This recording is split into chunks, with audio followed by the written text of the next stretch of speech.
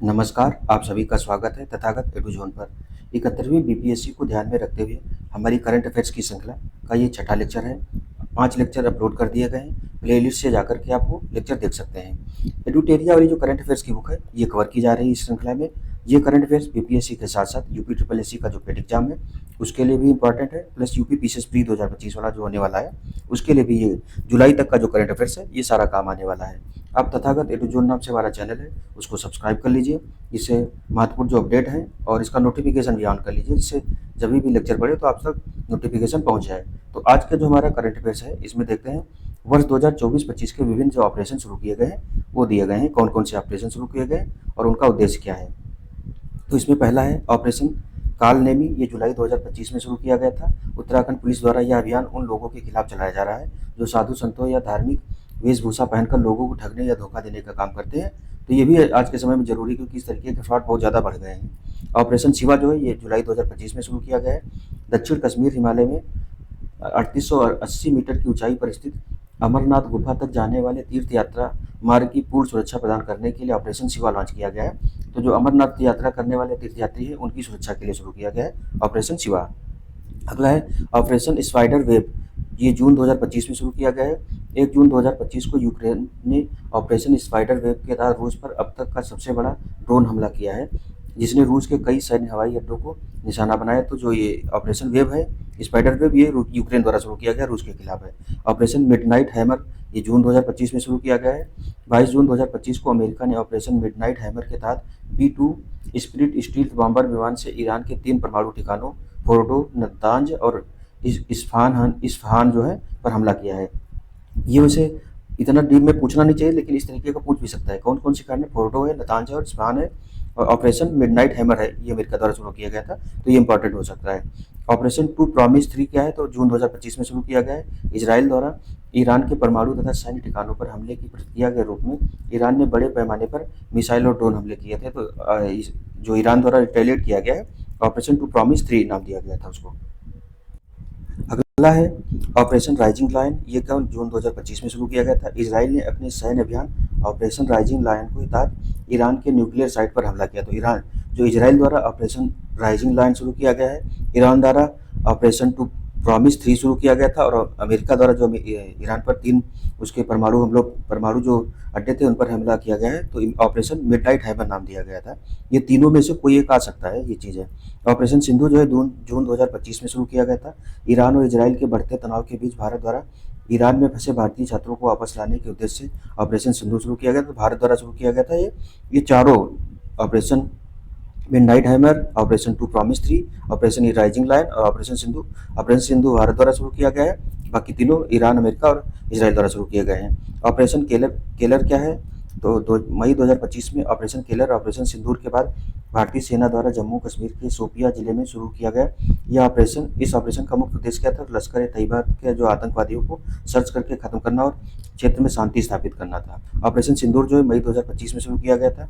ये 22 अप्रैल को हुए पहलगाम आतंकी हमले के विरोध में भारत द्वारा 7 मई 2025 को पाकिस्तान के विभिन्न आतंकी ठिकानों पर हवाई हमले किए गए थे। तो एक ही इसमें याद रखिए, 7 मई वाली जो डेट है ये भी याद कर लीजिए, क्योंकि 7 मई को किया गया था, तो डेट भी पूछ सकता है। ऑपरेशन जो सिंदूर है ये 7 मई को किया गया था। ऑपरेशन शील्ड जो है मई 2025 में किया गया है। 31 मई 2025 को भारत सरकार द्वारा ऑपरेशन शील्ड के तहत पाकिस्तान से सटे राज्यों में नागरिक सुरक्षा के लिए मॉक ड्रिल का आयोजन किया गया था।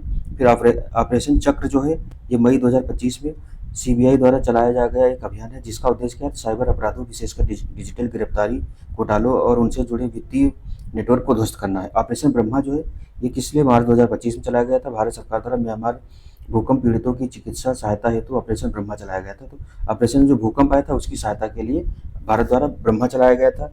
ऑपरेशन डेविल हंट जो है ये फरवरी 2025 में, इस ऑपरेशन के तहत बांग्लादेश में शेख हसीना के हिंसक प्रदर्शन कर रहे समर्थकों को गिरफ्तार किया गया। इसका डेविल हंट नाम रखा गया था, तो बांग्लादेश में चलाया गया था ये। ऑपरेशन सरदवा जो है ये जनवरी 2025 में शुरू किया गया था। गणतंत्र दिवस से पहले सीमा सुरक्षा बल बीएसएफ ने संभावित घुसपैठ की कोशिशों को रोकने के लिए जैसलमेर में भारत पाकिस्तान सीमा पर इस ऑपरेशन को शुरू किया था, ऑपरेशन सरदवा।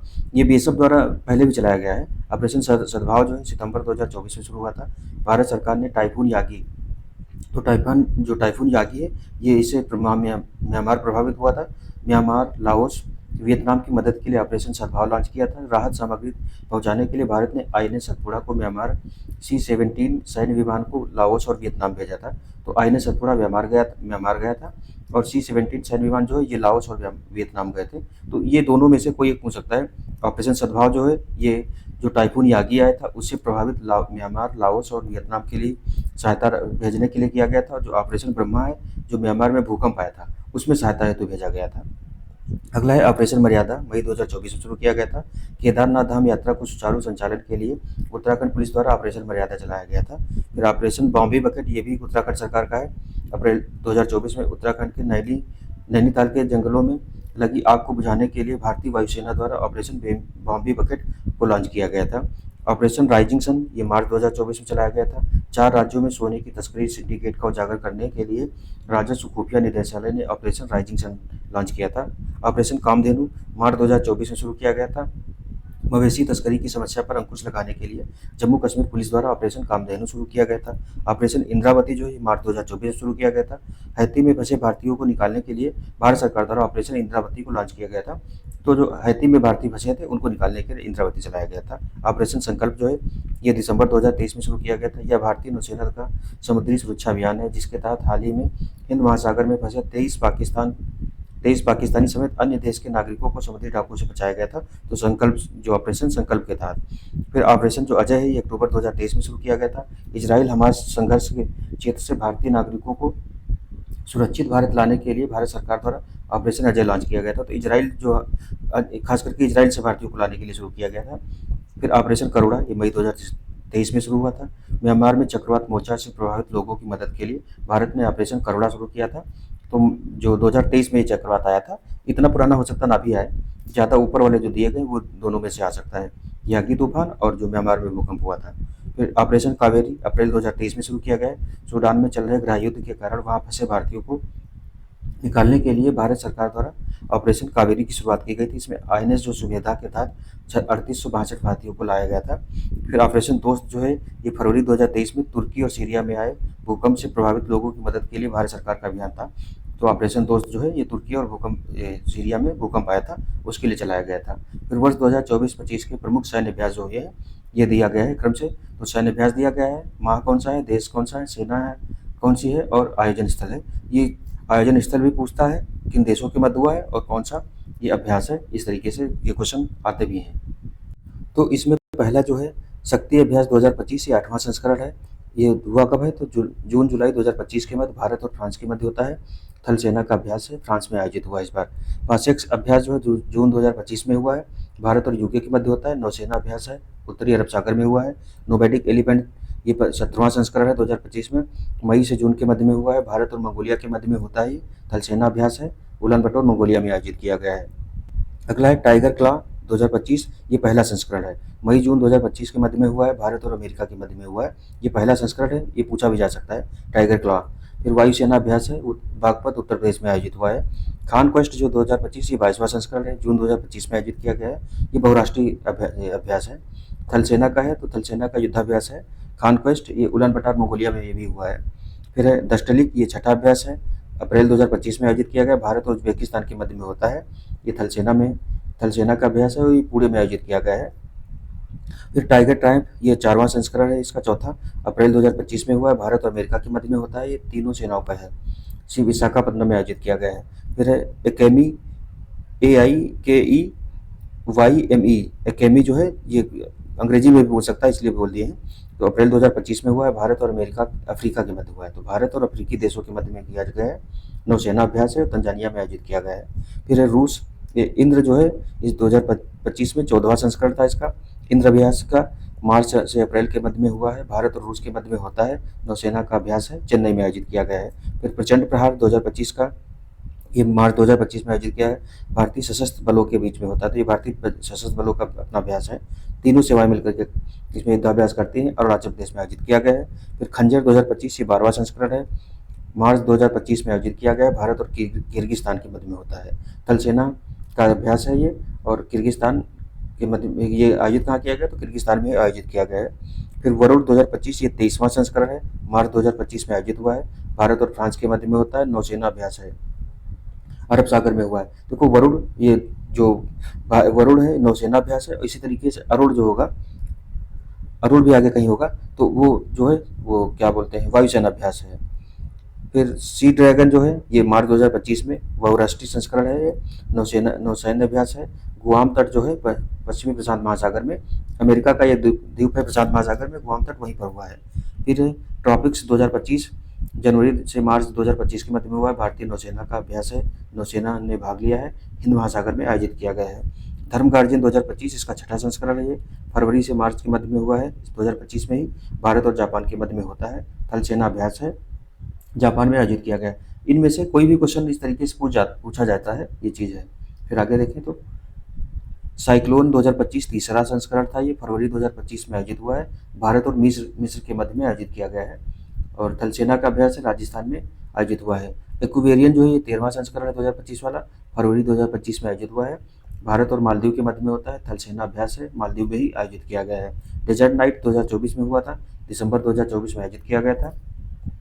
ये त्रिपक्षीय है, भारत, फ्रांस और यूएई वायुसेना अभ्यास है, अरब सागर के ऊपर हुआ आयोजित किया गया। तो डेजर्ट नाइट जो है ये भारत, फ्रांस और यूएई के मध्य हुआ है। फिर है सूर्य किरण, ये 18वां संस्करण है, दिसंबर 2024 में आयोजित किया गया है, भारत और नेपाल के मध्य में होता है। थल सेना अभ्यास है, ये सलझंडी नेपाल में आयोजित किया गया है। श्रीनेक्स ये 11वां संस्करण है, 2024 में दिसंबर में आयोजित किया गया है, भारत और श्रीलंका के मध्य में होता है। नौसेना अभ्यास है और विशाखापट्टनम में आयोजित किया गया है। अगला है सिम्बैक्स, 2024 दिसंबर में हुआ है, ये भारत और कंबोडिया के मध्य में होता है। सिम्बैक्स जो है ये पूछा गया है पिछले कुछ एग्जाम में, एक आध में। थल सेना अभ्यास है और पुणे में आयोजित हुआ है। हरिमऊ शक्ति ये दिसंबर 2024 में आयोजित होता है, भारत और मलेशिया के मध्य में होता है। थल सेना अभ्यास है और मलेशिया में ही आयोजित किया गया है। अगला है गरुड़ शक्ति, ये 19वां संस्करण है और ये नवंबर 2024 में आयोजित किया गया है, भारत और इंडोनेशिया के मध्य में होता है। थल सेना अभ्यास है, जकार्ता इंडोनेशिया में आयोजित किया गया है। फिर है विनबैक्स, ये 5वां संस्करण है, नवंबर 2024 में आयोजित किया गया है, भारत और वियतनाम के मध्य में हुआ है। विनबैक्स नाम भी है वियतनाम और इंडिया। थल सेना प्लस वायुसेना दोनों का ये संयुक्त सैन्य अभ्यास है, अम्बाला और चंडी मंदिर हरियाणा में आयोजित किया गया है। फिर अष्टा हिंद जो है ये तीसरा संस्करण है, नवंबर 2024 में आयोजित किया गया है, भारत और ऑस्ट्रेलिया के मध्य होता है। अष्टा हिंद का नाम भी ऑस्ट्रेलिया और हिंदुस्तान के नाम पर है।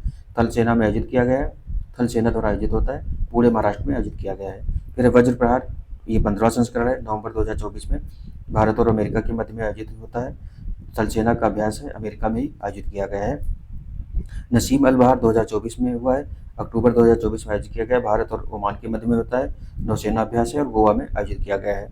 फिर है सिम्बेक्स, 31वां संस्करण है, अक्टूबर 2024 में आयोजित हुआ है, भारत और सिंगापुर के मध्य में आयोजित होता है। नौसेना अभ्यास है, विशाखापट्टनम में आयोजित किया गया है। फिर अगला देखेंगे तो विशाखापट्टनम एवं बंगाल की खाड़ी में आयोजित हुआ है। फिर मालाबार, ये 28वां संस्करण इसका, अक्टूबर 2024 में आयोजित हुआ है, भारत, जापान, अमेरिका जो क्वाड देश हैं उनके मध्य में एक तरीके से देखा जाए तो नौसेना अभ्यास है, ये विशाखापट्टनम एवं बंगाल की खाड़ी में आयोजित होता है। मालाबार इसका नाम भी जो है भारत का जो ये समुद्र तट है इस तरीके से, तो ये वाला जो क्षेत्र है मालाबार कहा जाता है, इसी के नाम पर होता है।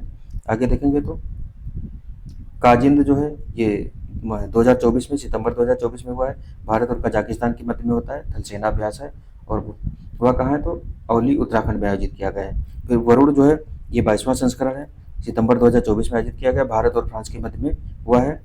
नौसेना अभ्यास है, भूमध्य सागर में वो आयोजित किया गया है। युद्धाभ्यास जो है इसका नाम ही युद्धाभ्यास है, भारत और अमेरिका के मध्य में होता है, सितंबर 2024 में आयोजित किया गया था। थल सेना अभ्यास है, राजस्थान में आयोजित किया गया। ये अल नजाह जो है 2024 सितंबर में आयोजित किया गया है, भारत और ओमान के मध्य में हुआ है। थल सेना अभ्यास है, ओमान में ही आयोजित किया गया। उदार शक्ति अगस्त 2024 में आयोजित हुआ है, भारत और मलेशिया के मध्य में होता है। वायुसेना अभ्यास है, मलेशिया में आयोजित किया गया है। मित्र शक्ति का 10वां संस्करण था, ये 2024 में अगस्त में हुआ है, भारत और श्रीलंका के मध्य में होता है। थल सेना अभ्यास है और श्रीलंका में आयोजित किया गया है। एक्स खान क्वेस्ट जो है 21वां संस्करण था इसका, जुलाई अगस्त में 2024 में होता है। बहुराष्ट्रीय सैन्य अभ्यास है, थल सेना का है, अल उलान बटोर मंगोलिया में आयोजित किया गया है। नोमैडिक एलिफेंट 16वां संस्करण जुलाई 2024 में हुआ था, भारत और मंगोलिया के मध्य में हुआ था। थल सेना का है, उमराई मेघालय में ये पूछा गया था, उमराई पिछली बार कहीं किसी एग्जाम में आया था, तो इस बार का जो है वही उलान बटोर में हुआ है, मंगोलिया में पिछली बार भारत में हुआ था। मैत्री जो है 13वां संस्करण जुलाई 2024 में हुआ था भारत थाईलैंड के मध्य में। थल सेना अभ्यास है टॉक प्रांत जो है थाईलैंड में ये आयोजित किया गया था। आगे देखेंगे तो और क्या है, वर्ष 2024-25 के महत्वपूर्ण दिवस है उनकी थीम दी गई है, तो ये भी इनसे भी क्वेश्चन पूछा जाता है कई बार। इसमें पहला जो दिवस है विश्व जनसंख्या दिवस, ये 11 जुलाई 2025 को आयोजित किया गया। प्रतिवर्ष जो है 11 जुलाई को ही होता है। इसकी थीम क्या है, तो empowering young people to create the families they want in a fair and hopeful world. फिर अंतर्राष्ट्रीय योग दिवस 21 जून को होता है प्रतिवर्ष 2025 में। Yoga for one worth one health, ये इसका पूछा जा सकता है, थीम पूछ सकता है सीधे सीधे। विश्व रक्तदान दिवस जो है 14 जून 2025 को होता है। Give blood give hope together we save lives. विश्व पर्यावरण दिवस जो 5 जून को होता है, इसकी भी थीम पूछी जाती है बीट प्लास्टिक पॉल्यूशन। योगा दिवस की थीम इम्पोर्टेंट ज़्यादा है, और ये 5 जून वाली जो पर्यावरण की है बीट प्लास्टिक पॉल्यूशन। उसके बाद में विश्व तंबाकू निषेध दिवस जो है 31 मई को होता है, इसकी भी थीम कई एक आध बार पूछी गई है।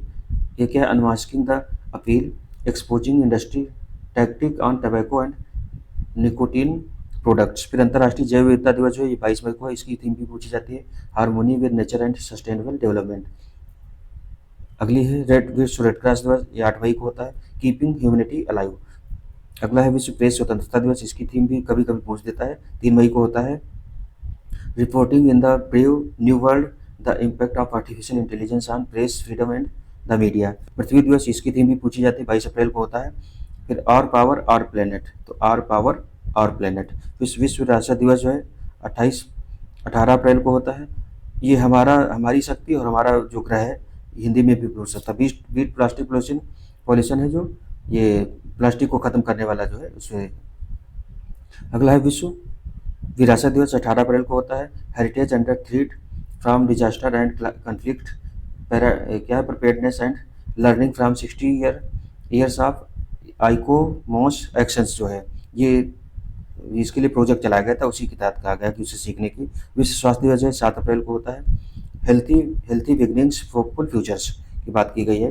विश्व क्षय रोग दिवस या टीबी रोग दिवस 24 मार्च को होता है। Yes we can end TB commit invest deliver, इसकी भी थीम पूछ सकता है। विश्व मौसम विज्ञान दिवस 23 मार्च 2024-25 को हुआ है। Closing the early warning gap together. आगे देखें तो विश्व जल दिवस जो है ये 22 मार्च को होता है, इसकी थीम क्या है, ग्लेशियर प्रिजर्वेशन, इसकी थीम भी पूछी जा सकती है। अंतर्राष्ट्रीय वन दिवस 21 मार्च को होता है। फॉरेस्ट एंड फूड, ये भी पूछी जा सकती है। राष्ट्रीय टीकाकरण दिवस 16 मार्च को होता है। Vaccines work for all. फिर उपभोक्ता अधिकार दिवस 15 मार्च को होता है। फिर a just transition to sustainable life style की बात की गई है। अगला है अंतर्राष्ट्रीय महिला दिवस 8 मार्च को होता है, इसकी थीम क्या है, for all women and girls rights equality empowerment, ये थीम इम्पॉर्टेंट है। विश्व वन्य जीव दिवस 3 मार्च को होता है। Wild life conservation finance investing and in people and planet, ये भी इम्पॉर्टेंट हो सकती है। उसका राष्ट्रीय विज्ञान दिवस 28 फरवरी 2025 को। Empowering Indian youth for global leadership in science and innovation for विकसित भारत, तो ये भी एक आध एग्जाम में पूछ सकता है किसी में भी। अंतर्राष्ट्रीय मातृभाषा दिवस 21 फरवरी 2025 को। Silver jubilee celebration of international mother language day की बात की गई है। विश्व आर्द्रभूमि दिवस जो है ये 2 फरवरी 2025 को आयोजित होता है। 2 फरवरी को प्रतिवर्ष आयोजित होता है। Protecting wetlands for our common future की बात की गई, तो ये भी इंपॉर्टेंट थीम है। 75वां गणतंत्र दिवस 26 जनवरी 2025 को हुआ है। क्या है, स्वर्णिम भारत विकसित और विकास, तो इसकी थीम अभी तक पूछी तो नहीं गई है, पूछ सकता है। राष्ट्रीय मतदाता दिवस 25 जनवरी को होता है प्रतिवर्ष। Nothing like voting I vote for sure, तो ये थीम भी इम्पॉर्टेंट है। थल सेना दिवस जो है 15 जनवरी 2025 को होता है। क्या है इसका, कैपेबल इंडिया कॉम्पिटेंट आर्मी समर्थ भारत सक्षम सेना। राष्ट्रीय युवा दिवस 12 जनवरी 2025 को हुआ। Youth for a sustainable future shaping the nation with resilience and responsibility. विश्व हिंदी दिवस जो है 10 जनवरी को हुआ है, तो इसकी थीम क्या है, तो Hindi a global voice of unity and cultural pride. अगला है विश्व एड्स दिवस जो है 1 दिसंबर को होता है, 2024 में हुआ था। Take the rights path my health my right, तो इसकी थीम से नहीं आती ज़्यादातर। विश्व मतभेद दिवस है 14 नवंबर को होता है। ब्रिजिंग गैप्स जो है गैप को भरना। फिर विश्व पोलियो दिवस जो है 24 अक्टूबर 2024 को हुआ था। A global mission to reach every child, विश्व खाद्य दिवस 16 अक्टूबर को होता है। Right to food for a better life and a better future. अंतर्राष्ट्रीय बालिका दिवस 11 अक्टूबर 2024 को, girls vision for future theme है इसकी। विश्व पर्यटन दिवस 27 सितंबर को होता है। टूरिज्म एंड पीस की बात की गई है। विश्व ओजोन दिवस 16 सितंबर को, बहुत बार पूछा गया है ये। Montreal protocol advancing climate action, ये थीम पूछ सकता है। तो इस तरीके से जो महत्वपूर्ण थीम थी वो दी गई हैं। और देख लेते हैं जो थीम वाला था, ये सारी थीम जो है एक ही उसमें पेज में कवर की गई। तो ये भी अच्छा है कि इसका मतलब आप आसानी से बुक से भी देख सकते हैं। वर्ष 2024-25 के प्रमुख सूचकांक दिए गए हैं। विभिन्न रोड रिपोर्ट दी गई है। सूचकांक जारीकर्ता दिया गया है। प्रथम स्थान पर कौन है, वर्तमान में भारत का स्थान क्या है, पिछला सूचकांक में भारत का स्थान क्या था, अंतिम स्थान पर कौन है। तो ये जो एक ही पेज में दे दिया गया, ये बहुत अच्छा है कि इसमें रिपोर्ट को लास्ट टाइम में रिवीजन करने में बहुत आसानी रहती है। तो ये वाला जो वीडियो है आप तो देखते ही रहिए। साथ ही अगर बुक है तो बुक से भी पढ़ना ना भूलें। ये चीज़ है कि बुक की बराबरी तो वीडियो नहीं कर पाते, बट ये वीडियो को सहायक के रूप में ही रखें तो ज़्यादा अच्छा रहता है। तो इसमें देखें, हरून ग्लोबल यूनिकॉर्न सूचकांक 2025 जो है हरून रिसर्च इंस्टीट्यूट द्वारा जारी किया जाता है। अमेरिका जो है इसमें पहले स्थान पर है, भारत तीसरे स्थान पर है। पिछला इसका भी तीसरा रैंक था। एशिया पावर सूचकांक लोवी इंस्टीट्यूट द्वारा जारी किया जाता है, सिडनी का है। अमेरिका पहले पर है, भारत इस बार तीसरे स्थान पर है। 2023 में चौथे स्थान पर, पपुआ न्यू गिनी जो है अंतिम पर है। ग्लोबल फायर पावर सूचकांक जो है ये 2025 में जारी किया गया है ग्लोबल फायर पावर द्वारा। अमेरिका पहले पर है, भारत चौथे पर है। 2024 में भी चौथे पर था। भूटान जो है ये अंतिम पायदान पर है। फिर जलवायु जोखिम सूचकांक 2025 जर्मनवाद द्वारा जारी किया जाता है। डोमिनिका जो है पहले स्थान पर है, छठे पर भारत है। तो इसमें प्रथम तीन पर किसी को नहीं रखा गया, इसीलिए। अच्छा, ये नीचे वाला है जलवायु परिवर्तन प्रदर्शन सूचकांक जर्मनवाद द्वारा जारी किया 2025 वाला। प्रथम तीन में कोई नहीं है, चौथा डेनमार्क है, 10वें नंबर पर भारत है। भारत की रैंक जो है 7 से पिछड़ के 10 पर पहुंच गई, मतलब 3 रैंक की इसकी गिरावट आई है। वैश्विक आतंकवाद सूचकांक 2025 जो institute for economic and peace द्वारा जारी किया गया। बुर्किना फासो जो है पहले नंबर पर है, सबसे ज़्यादा ये आतंकवाद से प्रभावित है। 14वें नंबर पर भारत है, 2024 में भी इसकी 14वीं रैंक की थी। आइसलैंड जो है ये पहले स्थान पर सबसे अंतिम में है। फिर विश्व निवेश रिपोर्ट जो है ये अंकटार द्वारा जारी की जाती है। ये यूपीएससी में भी कई बार पूछा गया। वर्ल्ड इन्वेस्टमेंट रिपोर्ट, अमेरिका पहले स्थान पर है, 15वें नंबर पर भारत है। 8वें जो 2022 में इसका 8वां स्थान था। Global startup ecosystem index 2025 startup link द्वारा जारी किया गया। अमेरिका पहले पर है, 22वें पर भारत है, 2023 में 21वें स्थान पर था। फिर है ग्लोब लॉजिस्टिक्स प्रदर्शन, ये लॉजिस्टिक परफॉर्मेंस इंडेक्स 2023 जो है विश्व बैंक द्वारा जारी किया जाता है। ये भी यूपीएससी से लेकर पीसीएस में कई बार क्वेश्चन आया है। सिंगापुर पहले पर है, 38वें पर भारत है, 44वां जो था 2018 में स्थान था इसका। यात्रा और पर्यटन विकास सूचकांक विश्व आर्थिक मंच द्वारा जारी किया जाता है। अमेरिका पहले स्थान पर है, 39वें पर भारत है। माली जो है सबसे निचले स्थान पर है। उसके बाद में यात्रा वाला हो गया। उसके बाद विश्व प्रतिस्पर्धात्मकता सूचकांक 2025 ही आईएफडी द्वारा जारी किया गया है। स्विट्जरलैंड पहले पर है, भारत 41वां स्थान पर है, 40वां 2023 में स्थान था। अंगोला जो है सबसे लास्ट में है। वैश्विक लोकतंत्र सूचकांक इकोनॉमिक्स इंटेलिजेंस यूनिट द्वारा जारी किया जाता है। नॉर्वे पहले पर है, 41वें पर भारत है, 46वां स्थान 2022 में था। अफगानिस्तान जो है सबसे निचले स्थान पर। अंतर्राष्ट्रीय बौद्धिक संपदा सूचकांक 2024 यूएस चैम्बर ऑफ कॉमर्स द्वारा जारी किया जाता है। अमेरिका पहले पर है, भारत 42वें स्थान पर है। ये 42, 39, 41, 42 जो स्थान दिए इसमें कन्फ्यूजन हो सकता है, तो उसको एक बार खुद से भी देख लेना। बाकी जितनी बार रिवीजन करेंगे उतना ही फायदा रहेगा। पिछली बार भी 42 स्थान था, अभी भी 42 इसका है। इसमें इंटरनेशनल जो आईपीआर इंडेक्स है, अंतर्राष्ट्रीय बौद्धिक संपदा सूचकांक। फिर ग्लोबल पेंशन इंडेक्स 2024 मर्सर द्वारा जारी किया गया। नीदरलैंड पहले स्थान पर है, भारत 48वें स्थान पर है। 2023 में 45वां स्थान था, और जो अंतिम पर है वो भारत ही है। वर्ल्ड टैलेंट रैंकिंग में international institute for management development IMD द्वारा जारी किया गया। स्विट्जरलैंड इसमें पहले पर है। भारत की रैंक जो है 58वीं है, 56वीं 2023 में थी। मंगोलिया जो है लास्ट में है। फिर गुड गवर्नमेंट इंडेक्स 2025 चैंडलर्स इंस्टीट्यूट द्वारा जारी किया गया। सिंगापुर पहले पर है, 71वें पर भारत है, 72वीं 2024 में रैंक थी। लास्ट में वेनेजुएला है। अगला है वैश्विक ऊर्जा संक्रमण सूचकांक 2025 विश्व आर्थिक मंच द्वारा जारी किया गया। स्वीडन पहले पर है, भारत 71वें स्थान पर है, 63वां स्थान पिछली बार था। फिर है वैश्विक कृत्रिम बुद्धिमत्ता तैयारी सूचकांक जो है अंतर्राष्ट्रीय मुद्रा कोष द्वारा जारी किया जाता है, तो ये भी इंपॉर्टेंट होता है। सिंगापुर पहले पर है, 72वें पर भारत है। फिर है rule of law index world justice project द्वारा जारी किया गया है। डेनमार्क पहले पर है, 79वीं रैंक भारत की है, 79वीं 2023 में भी थी। वेनेजुएला लास्ट में है। आर्थिक स्वतंत्रता सूचकांक कनाडाई फ्रेजर इंस्टीट्यूट द्वारा जारी किया जाता है। हांगकांग पहले पर है, 84वीं रैंक भारत की है, 87वीं 2023 में थी। हेनले पासपोर्ट इन रिपोर्ट जो सूचकांक 2025 वाला international air traffic transport authority द्वारा जारी किया गया है। सिंगापुर पहले पर है, 50वीं रैंक भारत की है। फिर भ्रष्टाचार बोध सूचकांक 2024 वाला है, ये ट्रांसपेरेंसी इंटरनेशनल द्वारा जारी किया गया है। डेनमार्क पहले पर है, 96वीं रैंक जो है भारत की है। 2023 में 93वीं थी। दक्षिण सूडान जो है सबसे लास्ट में है। ये ग्लोबल हंगर इंडेक्स में कंसर्न वर्ल्ड वाइड और वेल्थ हंगर हेल्प जो है ये जारी करता है। 22 देश प्रथम स्थान पर है, 105वीं रैंक भारत की है। स्कोर कितना है? 27.3 है। पिछली 2013 जो 23 थी उसमें 111वीं रैंक थी। सोमालिया सबसे लास्ट में है। फिर वैश्विक सतत विकास रिपोर्ट 2025 सतत विकास समाधान SDSN जो द्वारा जारी किया गया, इसमें प्रथम देश पर दिया नहीं गया। 99वीं रैंक जो है भारत की है, पिछली बार 109 थी 2024 में। अगला है किड्स राइट इंडेक्स 2024, ये इतना नहीं इंपॉर्टेंट होना चाहिए। किड्स राइट फाउंडेशन द्वारा जारी किया गया है। फिनलैंड ग्रीस दोनों साथ साथ में है।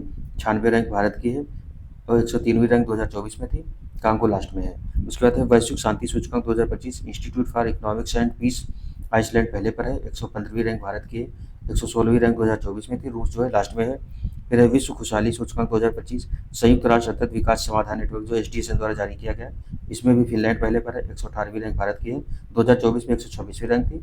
अफगानिस्तान लास्ट में है। तो ये इंपॉर्टेंट है क्योंकि पूछे भाई गया है पिछली बार भी। फिर विश्व आर्थिक स्वतंत्रता सूचकांक ये भी पूछा जाता है। हेरिटेज फाउंडेशन और वॉल स्ट्रीट जर्नल द्वारा जारी किया गया। सिंगापुर पहले पर है, 128वीं रैंक भारत की है। 126वीं 2024 में थी। उत्तर कोरिया लास्ट में है। फिर ग्लोबल जेंडर गैप इंडेक्स ये विश्व आर्थिक मंच द्वारा जारी किया जाता है, ये भी बहुत बार पूछा गया है। आइसलैंड पहले पर है, 131वीं रैंक भारत की है। 129वीं 2024 में थी। पाकिस्तान सबसे लास्ट में है। फिर विश्व मानव विकास सूचकांक जो 2025 वाला है, संयुक्त राष्ट्र विकास कार्यक्रम UNDP द्वारा जारी किया जाता है। आइसलैंड पहले पर है, भारत 130वें स्थान पर। स्कोर कितना है? 0.685 है। 134वीं रैंक जो थी ये 2023-24 में थी। दक्षिण सूडान सबसे लास्ट में है। विश्व प्रेस स्वतंत्रता सूचकांक 2025 रिपोर्टर्स विदाउट बॉर्डर द्वारा जारी की जाती है, ये भी इंपॉर्टेंट रिपोर्ट है। नॉर्वे जो है पहले स्थान पर है, 191वीं रैंक जो है भारत की है। पिछली बार 2024 में 159वीं थी। इरिट्रिया लास्ट में है। तो ये इंपॉर्टेंट रिपोर्ट है, ये पूछी गई है कई बार। उसके बाद में पर्यावरण प्रदर्शन सूचकांक येल विश्वविद्यालय अमेरिका द्वारा जारी किया जाता है, ये 2024 वाला है। एस्टोनिया पहले पर है, 176वीं रैंक जो है भारत की है। 180 देशों में से भारत जो है जो 2022 में 180 मतलब सबसे लास्ट पर था, अभी 176वीं रैंक है। इस बार भी वियतनाम जो है लास्ट में है। फिर प्रथम वैश्विक प्रकृति संरक्षण सूचकांक 2024 बेन गुरियन यूनिवर्सिटी द्वारा जारी किया गया। लग्जमबर्ग पहले पर है, 176वें रैंक पर भारत है। किरबाती लास्ट में है। फिर QS world future skill index 2025, ये क्वार्टरली असाइनमेंट्स ये QS द्वारा जारी किया जाता है, USA इसमें पहले पर है। भारत जो है 25वें स्थान पर है। तो इस तरीके से जो महत्वपूर्ण सूचकांक हैं उनमें भारत की स्थिति और प्रथम पर कौन है, लास्ट में कौन है, ये दिया गया है। फिर कुछ महत्वपूर्ण सूचकांक का विस्तृत वर्णन भी दिया गया है, जिसे मानव विकास सूचकांक है।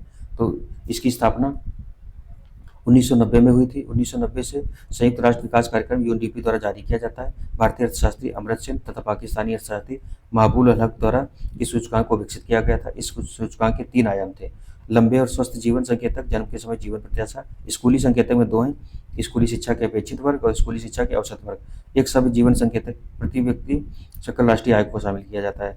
भारत बांग्लादेश के साथ संयुक्त रूप से 130वां स्थान पर है। इसमें भारत का स्कोर जो है 0.685 है। प्रथम स्थान पर आइसलैंड है, जिसका स्कोर 0.972 है रहा, जबकि अंतिम स्थान पर दक्षिण सूडान है। फिर वैश्विक भूखमरी या ग्लोबल हंगर इंडेक्स जो 2024 वाला है, ये कंसर्न वर्ल्ड वाइड और वेल्थ हंगर हेल्प द्वारा संयुक्त रूप से जारी किया जाता है। GHI जो है 4 संकेतकों पर आधारित है। इसमें क्या है, देश जो 20 देश हैं संयुक्त रूप से पहले स्थान पर रहे हैं। UAE, चीन आदि जैसे देश जो है इसमें पहले स्थान पर रहे हैं। इसी रैंक में जो भारत है 105वें स्थान पर रहा है। भारत में कुपोषित बच्चे जो हैं 13% हैं, 13.7% हैं। अविकसित बच्चे जो हैं ये 35.5% हैं। कमजोर बच्चे जो हैं 18.7% हैं। शिशु मृत्यु दर जो है 2.9% है। विश्व का औसत GHI जो है 18.3 है, जो मध्यम, और भारत का स्कोर जो है 27.3 है, जो गंभीर श्रेणी का आता है। तो भारत जो है ये गंभीर श्रेणी में आता है। इसमें जो अल्पोषण है 1/3 महत्व दिया गया। चाइल्ड स्टंटिंग जो है ये 1/6 महत्व है। चाइल्ड वेस्टिंग जो है 1/6 महत्व है। जो बाल मृत्यु दर है ये 1/3 महत्व है। फिर अगला जो रैंक है वह विश्व खुशहाली सूचकांक 2025। इस सूचकांक का 13वां संस्करण है। इसे United nation sustainable development solution network द्वारा जारी किया जाता है। खुशहाली मापने वाले 6 कारक हैं: प्रति व्यक्ति सकल घरेलू उत्पाद पहला है, दूसरा सामाजिक सहयोग, जीवन विकल्प चुनने की स्वतंत्रता, स्वस्थ जीवन प्रत्याशा, उदारता है, भ्रष्टाचार की धारणाएं हैं। फिनलैंड शीर्ष पर है, जबकि भारत 118वें रैंक पर है। तो विश्व हैप्पीनेस इंडेक्स में भारत 118वें रैंक है। नोट क्या है, तो हैप्पीनेस इंडेक्स की शुरुआत भूटान से हुई और इसे 2011 से संयुक्त राष्ट्र महासभा द्वारा बनाया गया और पहला विश्व हैप्पीनेस इंडेक्स 2012 में प्रकाशित हुआ था। अगला देखेंगे तो जलवायु परिवर्तन प्रदर्शन सूचकांक CCPI 2025 जो है ये 2005 से जर्मन वाच द्वारा जारी किया जाता है। यह 63 देशों और यूरोपीय संघ के जलवायु संरक्षण प्रदर्शन को ट्रैक करता है। 4 श्रेणियों के तहत प्रत्येक देश को के प्रदर्शन का आकलन लगाया जाता है। ये ग्लोबल ग्रीन हाउस गैस उत्सर्जन 40% इसका हिस्सा है।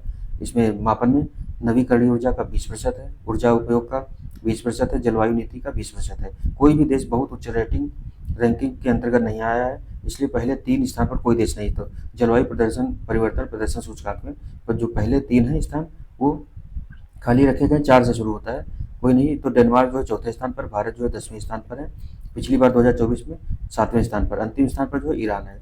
अगला है ग्लोबल जेंडर गैप इंडेक्स। ये वाले जो अलग से दिए गए इनमें से कोई भी एक पूछ भी देता है, तो आप लोग ये वाले तो ज़्यादा ध्यान दीजिएगा। इसे विश्व आर्थिक मंच द्वारा जारी किया जाता है। ग्लोबल जेंडर गैप इंडेक्स के अनुसार किसी भी देश ने अभी तक पूर्ण लैंगिक समानता हासिल नहीं की है। आइसलैंड शीर्ष स्थान पर है, उसके बाद फिनलैंड और नॉर्वे का स्थान आता है। जो स्कैंडिनेवियन कंट्रीज हैं वो हमेशा मतलब इस तरीके की रैंकिंग में आगे ही रहती हैं। भारत जो है 0.644 अंक के साथ 131वें स्थान पर है जेंडर गैप में, और पाकिस्तान अंतिम 148वें स्थान पर आया है। इस सूचकांक के आकलन के घटक क्या है, तो आर्थिक भागीदारी और अवसर, शैक्षिक प्राप्ति, स्वास्थ्य एवं जीवन रक्षा, राजनीतिक सशक्तिकरण। ग्लोबल जेंडर गैप इंडेक्स की शुरुआत 2006 से हुई थी। वैश्विक लिंग अंतर स्कोर जो है 0.68 रहा है। फिर विश्व प्रतिस्पर्धात्मकता रैंकिंग 2025 जो है 1989 से प्रतिवर्ष international institute for management development IMD द्वारा जारी की जा रही है। यह सूचकांक चार कारकों पर आधारित है। कौन कौन है? आर्थिक प्रदर्शन पर आधारित है, सरकारी कार्यकुशलता पर, व्यावसायिक दक्षता पर और इंफ्रास्ट्रक्चर पर। 100 स्कोर के साथ स्विट्जरलैंड शीर्ष पर है, उसके बाद सिंगापुर और हांगकांग का स्थान है। भारत जो है 64.19 स्कोर के साथ 41वें स्थान पर है, जबकि अंतिम स्थान पर कौन है? वेनेजुएला है, 69वां इसका स्थान है। विश्व प्रेस स्वतंत्रता सूचकांक 2025 वाला जो है ये रिपोर्टर्स विदाउट बॉर्डर द्वारा जारी किया जाता है। 1985 में स्थापित पेरिस स्थित गैर लाभकारी संगठन है ये रिपोर्टर्स विदाउट बॉर्डर है, ये 1985 में स्थापित हुआ था, फिर द्वारा प्रतिवर्ष प्रकाशित है। इस सूचकांक का यह 23वां संस्करण है। यह सूचकांक 5 कारकों पर आधारित है, राजनीतिक है, आर्थिक है, विधायी है, सामाजिक है, सुरक्षा है। नॉर्वे पहले स्थान पर, उसके बाद एस्टोनिया है और नीदरलैंड है। इरिट्रिया अंतिम स्थान 180वें स्थान पर है। उसके बाद में इस सूचकांक में भारत 32.96 अंक के साथ 151वें स्थान पर है। अगला देखेंगे तो प्रमुख खेल घटनाक्रम दिए गए हैं, तो देख लेते हैं लेक्चर कितना हुआ है। अभी है ये वाला कर लेते हैं घटनाक्रम। क्रिकेट देख लेते हैं। क्रिकेट में क्या है? ICC चैंपियंस ट्रॉफी 2025 आयोजन कहाँ हुआ है? ICC विश्व टेस्ट चैंपियनशिप 2025 और ICC एक दिवसीय क्रिकेट वर्ल्ड कप 2023 वाला है, इन सभी का दिया गया। तो आयोजन ICC चैंपियंस ट्रॉफी पाकिस्तान और UAE में आयोजित की गई थी। जो फाइनल है UAE में खेला गया था। ICC विश्व टेस्ट चैंपियनशिप 2025 जो है इंग्लैंड में आयोजित हुई है। एक दिवसीय क्रिकेट वर्ल्ड कप 2023 जो था भारत में आयोजित हुआ था। विजेता चैंपियंस ट्रॉफी का भारत रहा है तीसरी बार, और टेस्ट विश्व चैंपियनशिप का दक्षिण अफ्रीका रहा है, ये पहली बार रहा है। और जो एक दिवसीय क्रिकेट वर्ल्ड कप हुआ था उसका ऑस्ट्रेलिया रहा था छठी बार, भारत को हराया था इसने। उप विजेता भारत ने न्यूजीलैंड को हरा करके चैंपियंस ट्रॉफी जीती थी, और दक्षिण अफ्रीका ने ऑस्ट्रेलिया को हरा करके टेस्ट चैंपियनशिप जो जीती थी। और जो एक दिवसीय वर्ल्ड कप हुआ था ये भारत को हरा करके ऑस्ट्रेलिया ने जीता था। प्लेयर ऑफ द टूर्नामेंट ये सचिन रविंद्र रहे थे चैंपियंस ट्रॉफी में, और टेस्ट चैंपियनशिप में दिया नहीं है। एक दिवसीय क्रिकेट में विराट कोहली रहे थे। उसके बाद IPL 2025 दिया है, वर्ल्ड जो वीमेन प्रीमियर लीग है ये दोनों दिया गए हैं। तो IPL इसका 18वां संस्करण था और इसका तीसरा संस्करण था WPL का। विजेता जो है इस बार 18वीं जो संस्करण हुआ है, पहली बार रॉयल चैलेंजर्स जो RCB है ये जीती है। इसमें WPL में मुंबई इंडियंस जीती है। उप विजेता पंजाब किंग्स रहे हैं IPL में, और WPL में दिल्ली कैपिटल्स रही हैं। WPL जो है महिलाओं वाला IPL है। फिर ऑरेंज कप जो है सर्वाधिक रन बनाने के लिए साई सुदर्शन को दिया गया IPL के लिए, और जो WPL में इनको दिया गया है नेटली साइबरब्रैंट को। पर्पल कैप सर्वाधिक विकेट लेने के लिए प्रसिद्ध कृष्णा को दिया गया है, और अमेलिया केर जो है इनको WPL के लिए दिया गया है। फिर है क्या? Tata Indian premier league season 18 के लिए प्लेयर की नीलामी सऊदी अरब के जेद्दा में आयोजित की गई थी। IPL 18 के सबसे महंगे खिलाड़ी के रूप में ऋषभ पंत को लखनऊ सुपर जायंट्स ने 27 करोड़ में खरीदा था। वैभव सूर्यवंशी राजस्थान रॉयल्स के IPL में शतक जड़ने वाले सबसे युवा बल्लेबाज बने, साथ ही इन्हें मोस्ट वैल्यूएबल प्लेयर का भी अवार्ड मिला है। विजेता आरसीबी के कप्तान रजत पाटीदार थे। Emerging player of the season कौन थे? साई सुदर्शन थे। फिर नवा पुरुष टी20 वर्ल्ड कप 2024 में हुआ था। नवा महिला टी20 वर्ल्ड कप 2024 में हुआ था। आयोजन कहाँ हुआ है? तो पुरुष वाले का यूएसए और वेस्ट इंडीज में हुआ था। भारत ने जीता था इसे। नवा महिला टी20 वर्ल्ड कप यूएई में हुआ था। पहले बांग्लादेश में प्रस्तावित था, लेकिन यूएई में बाद में हुआ था। विजेता भारत दूसरी बार बना है इसका पुरुष वाले का, और जो महिला वाला का न्यूजीलैंड ने जीता है। उप विजेता रहा है दक्षिण अफ्रीका पुरुष वाले में। महिला वाले में दक्षिण अफ्रीका भी इसमें भी उप विजेता रहा है। Player of the tournament Jasprit Bumrah थे पुरुष वाले में। अमेलिया केर जो है ये महिला वाले में रही हैं टी20 में। फिर फाइनल में player of the match Virat Kohli रहे थे, और अमेलिया केर जो है इसमें महिला वाले में रही हैं। फिर नवा पुरुष टी20 वर्ल्ड कप 2024 से संबंधित अन्य बिंदु क्या हैं? तो टी20 विश्व कप 2024 में ऑस्ट्रेलिया के पैट कमिंस ने 2 बार तथा इंग्लैंड के क्रिस जॉर्डन ने 1 बार हैट्रिक ली है। फिर इस विश्व कप में सर्वाधिक विकेट फजहाल फारूकी अफगानिस्तान और अर्शदीप सिंह भारत ने दोनों ने बराबर 17 विकेट लिए थे। टी20 का फाइनल मैच बारबाडोस में आयोजित किया गया था। खूब बारिश उस समय हो रही थी। भारत 13 साल के बाद आईसीसी विश्व कप में कोई खिताब जीता है। बीसीसीआई ने भारतीय क्रिकेट टीम को 125 करोड़ रुपए पुरस्कार देने की घोषणा की थी। Rohit Sharma ICC world cup जीतने वाले भारत के तीसरे कप्तान बन गए। वेस्ट इंडीज और इंग्लैंड के बाद 2 बार आईसीसी पुरुष टी20 विश्व कप का खिताब जीतने वाला भारत जो है तीसरा देश बन गया है। उसके बाद आगे देखेंगे तो रणजी ट्रॉफी 2024-25 वाली और रणजी ट्रॉफी 2023-24 वाली जो दोनों दी गई। Final match Vidarbha stadium Nagpur में हुआ था। 23-24 वाली वानखेड़े स्टेडियम मुंबई में हुआ था। विजेता विदर्भ तीसरी बार रहा है 2024-25 की, और 23-24 वाले मुंबई रहा था 42वीं बार, मतलब सबसे ज़्यादा बार मुंबई जीता है। फिर उप विजेता कौन रहा है? तो केरल रहा है रणजी ट्रॉफी 2024-25 में। 2023-24 वाले में विदर्भ रहा था। दिलीप ट्रॉफी 2024 की और दिलीप ट्रॉफी जो 2023 वाली दोनों दी गई। विजेता इंडिया ए रहा है। 2023 वाले में साउथ जोन रहा है। उप विजेता 2024 में इंडिया सी रही है, और 2023 वाले में वेस्ट जोन रहा है। फिर ईरानी ट्रॉफी 2024 की दी गई। 2024 वाली ही याद रखिए, 23 वाला एसएससी में कभी कभी ज़्यादा पुराना पूछ देता है, तो देख लेते हैं इसे। विजेता जो है 2024 वाली ईरानी ट्रॉफी मुंबई रही है। उप विजेता रेस्ट ऑफ इंडिया रहा है। ईरानी ट्रॉफी में शेष भारत जीता है 2023 में, और सौराष्ट्र जो है उप विजेता रहा है। अन्य क्रिकेट जो घटनाक्रम हुए वो भी देख लेते हैं। तो विराट कोहली 123 टेस्ट मैच इन्होंने खेले हैं। अच्छा, अंतर्राष्ट्रीय टेस्ट क्रिकेट से संन्यास किसने किसने लिया? तो विराट कोहली 123 टेस्ट मैच खेले हैं, 9230 रन बनाए इन्होंने, और 30 शतक इनके टेस्ट मैच में। रोहित शर्मा 67 मैच खेले हैं इन्होंने, 4301 रन बनाए हैं, 12 शतक हैं इनके। रविंद्र अश्विन जो है अश्विन, इन्होंने 106 टेस्ट मैच खेले हैं, 537 विकेट लिए हैं, 6 शतक लगाए हैं। जुलाई 2025 में लंदन के लॉर्ड्स में स्थित एमसीसी संग्रहालय में सचिन तेंदुलकर के चित्र का अनावरण किया गया है। इस चित्र को ब्रिटिश कलाकार स्टुअर्ट पियर्सन राइट ने बनाया है। तो ये पूछा जा सकता है। विजय हजारे ट्रॉफी 2025 आयोजन कहाँ? गुजरात में। विजेता कर्नाटक रहा है।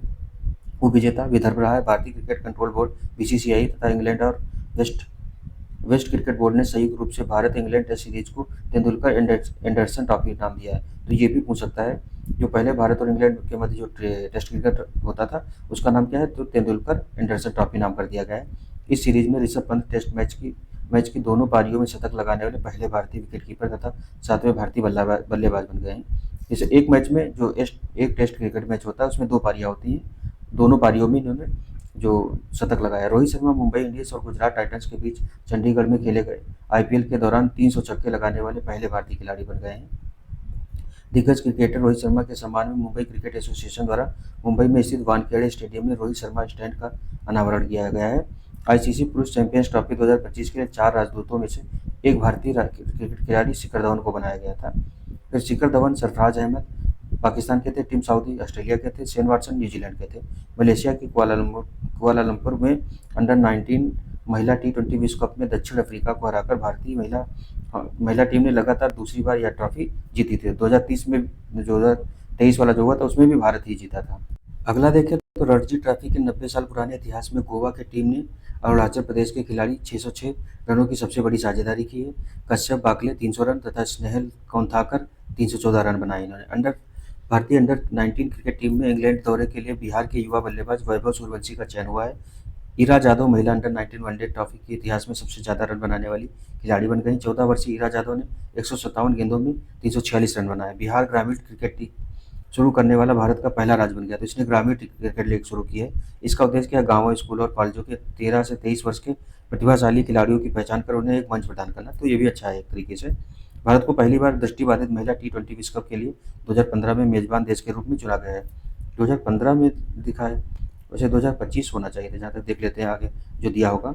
भारतीय विकेटकीपर महेंद्र सिंह धोनी को क्रिकेट में उनके महत्वपूर्ण योगदान के लिए आधिकारिक तौर पर ICC हॉल ऑफ फेम में शामिल किया गया है। T20 अंतर्राष्ट्रीय क्रिकेट में भारतीय टीम ने बांग्लादेश के खिलाफ दूसरा सबसे बड़ा टीम स्कोर कितना 297 रन बनाया है। यह मैच हैदराबाद स्थित राजीव गांधी अंतर्राष्ट्रीय क्रिकेट में स्टेडियम में खेला गया था। तो T20 में भारतीय क्रिकेट टीम ने दूसरा सबसे बड़ा टीम स्कोर बनाया है 297 रन। भारतीय क्रिकेटर विराट कोहली अंतर्राष्ट्रीय क्रिकेट में सबसे तेज 27,000 रन 594वीं पारी में बनाने वाले पहले बल्लेबाज बन गए हैं। फिर सितंबर 2024 में सलीमा इम्तियाज अंतर्राष्ट्रीय क्रिकेट अंपायर बनने वाली प्रथम पाकिस्तानी महिला बन गई। सलीमा इम्तियाज नाम इनका है। Shikhar Dhawan, David Malan England, Shannon Gabriel West Indies, Dwayne Bravo West Indies ने अंतर्राष्ट्रीय क्रिकेट के सभी प्रारूपों से संन्यास ले लिया है। भारतीय क्रिकेट कंट्रोल बोर्ड BCCI द्वारा भारतीय क्रिकेटर गौतम गंभीर को भारतीय पुरुष क्रिकेट टीम का नया मुख्य कोच चुना गया है। शुभमन गिल को 37वें टेस्ट कप्तान एवं सूर्य कुमार यादव को T20 का कप्तान नियुक्त किया गया है। पहले राहुल द्रविड़ थे, उनके स्थान पर अब ये नए कोच बने हैं गौतम गंभीर। नामीबिया के 22 वर्षीय बल्लेबाज जेन निकोल लॉफ्टी ईटन द्वारा 33 गेंदों में शतक बनाकर अंतर्राष्ट्रीय T20 क्रिकेट इतिहास का सबसे तेज जो शतक है, तो ये जेन निकोल लॉफ्टी ईटन है जो 33 गेंदों में इन्होंने बनाया है। तो इनका जो रिकॉर्ड है सबसे ज़्यादा हाई है। ICC अंडर 19 क्रिकेट विश्व कप 2024 आयोजन दक्षिण अफ्रीका में हुआ था। विजेता ऑस्ट्रेलिया रहा था, उपविजेता भारत रहा था। इंग्लैंड के तेज गेंदबाज जेम्स एंडरसन टेस्ट क्रिकेट के इतिहास में 700 विकेट लेने वाले दुनिया के पहले तेज गेंदबाज बन गए हैं। उन्होंने 188 टेस्ट मैच में 704 विकेट लेकर के अंतर्राष्ट्रीय क्रिकेट से संन्यास लेने की घोषणा कर दी है। भारतीय क्रिकेटर रोहित शर्मा ने T20 विकेट में 500 प्लस छक्के, अंतर्राष्ट्रीय T20 में 200 प्लस छक्के लगाने वाले पहले बल्लेबाज बन गए। साथ ही वह अंतर्राष्ट्रीय क्रिकेट में 600 छक्के लगाने वाले दुनिया के पहले क्रिकेटर बन गए हैं। भारत के लिए एक दिवसीय क्रिकेट में सबसे अधिक शतक बनाने वाली महिला क्रिकेटर जो है स्मृति मंधाना बनी है। भारतीय महिला क्रिकेट खिलाड़ी शेफाली वर्मा टेस्ट क्रिकेट में सबसे तेज 194 गेंदों में दोहरा शतक बनाने वाली महिला क्रिकेटर बन गई हैं। नेपाल के क्रिकेटर दीपेंद्र सिंह एरी अंतर्राष्ट्रीय T20 में एक ओवर में 6 छक्के लगाने वाले दुनिया के तीसरे खिलाड़ी बन गए हैं। उन्होंने कतर के खिलाफ ये 6 छक्के लगाए थे। तो इस तरीके से जो ये क्रिकेट वाला है ये वाला हमने कवर कर लिया। आगे का जो करंट अफेयर्स है वो नेक्स्ट लेक्चर में देखेंगे। तब तक आप लोग रिवीजन करते रहिए। BPSC वाले और UPSSC पेट वाले सारे लोग करंट अफेयर्स के लिए ये जो जितनी बार रिवीजन कर सकते हैं करते रहिए। हम कोशिश करेंगे कि GS का भी BPSC प्लस पेट के लिए कुछ पोर्शन लेकर के आए। वैसे पेट और BPSC के लिए हमारी जो UP PCS समाधान सीरीज चल रही है उसका जो करंट अफेयर्स है वो एक तरीके से पेट और BPSC दोनों में बहुत महत्वपूर्ण होने वाला है। तो आप उसको भी देखना ना भूलें, क्योंकि देखना क्या, उसको देखेंगे तो उम्मीद है कम से कम BPSC में 150 प्रश्न आते हैं। 150 में से कम मतलब 60 से 70 क्वेश्चन तो उससे सीधे फंसने चाहिए, क्योंकि अगर बहुत ज़्यादा लेंदी क्वेश्चन नहीं आते हैं तो आप मिलते हैं नेक्स्ट लेक्चर में। तब तक के लिए आप लोग पढ़ते रहिए और ध्यान रखिए अपना। जय हिंद, धन्यवाद। जय हिंद, जय भारत।